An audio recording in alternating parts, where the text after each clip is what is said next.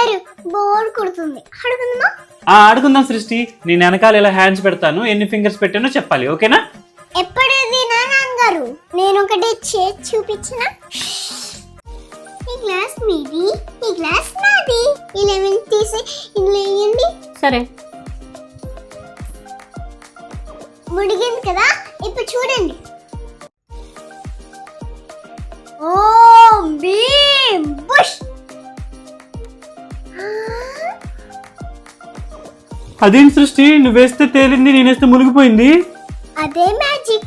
నాన్నగారు ఇంకో మ్యాజిక్ చేద్దామా? ఓకే సృష్టి. వీటితో ఇప్పుడు బబుల్ చేద్దాం.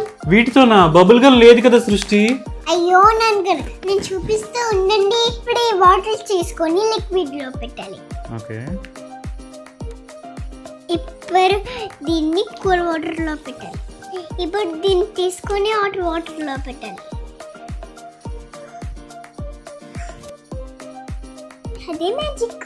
వావ్ సృష్టి, నీకన్నీ ఎలా తెలుసమ్మయ్యి?